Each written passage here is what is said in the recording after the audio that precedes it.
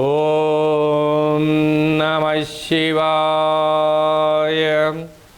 నమో నారాయణాయ. ఓం కాళభైరవాయ నమో నమః. నమస్తే అస్తు భగవన్ విశ్వేశ్వరాయ మహాదేవాయ త్రయంబకాయ త్రిపురాంతకాయ త్రికాగ్నికాలాయ కాలాగ్నిరుద్రాయ నీలకంఠాయ మృత్యుంజయాయ సర్వేశ్వరాయ సదాశివాయ శ్రీమన్మన్మహాదేవాయ నమో నమః. హరి ఓం.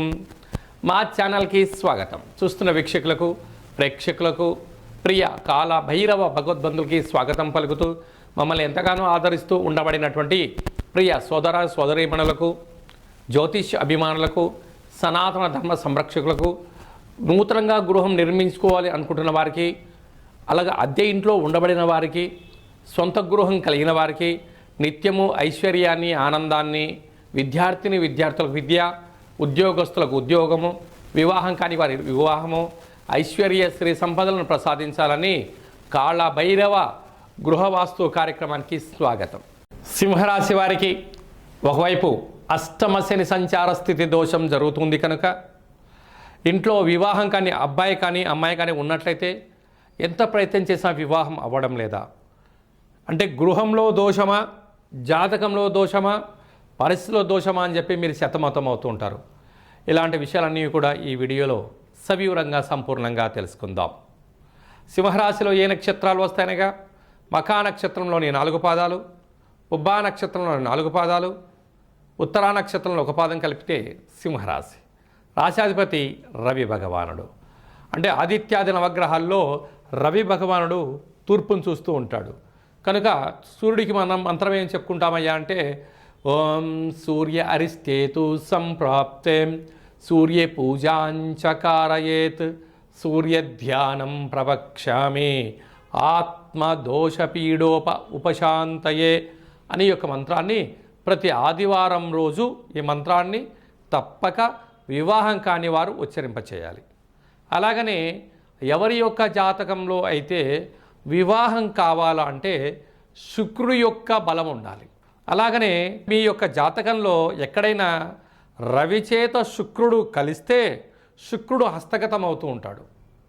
ఆలస్యమైన వివాహం, అలాగా కలిసి రాకపోవడం, అలాగ వివాహమైన ఎక్కువ శాతంగా వీరికి అనేక విభేదాలు ఉంటాయి. అలాగనే సింహరాశి జాతకులు ఎక్కువ శాతంగా 2 వివాహాలు, విడాకులు తీసుకోవడం, దాంపత్య జీవితంలో అనేక రకాల ఇబ్బందులు.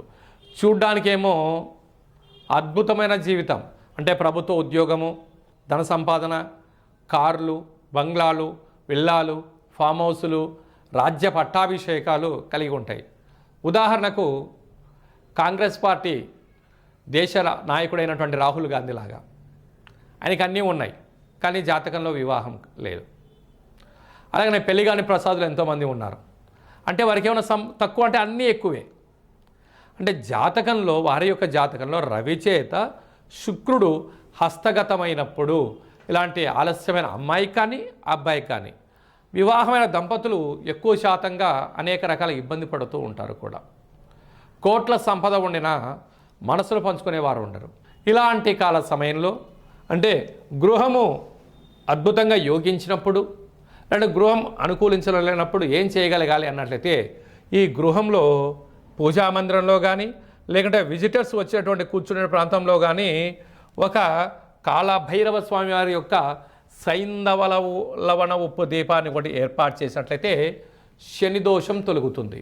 ప్రతి శనివారం పూట తప్పక నీలం రంగు వస్త్రాలు వేసుకొని చాపపైన పడుకొని ఒక చిన్న ప్రయత్నం చేయడం.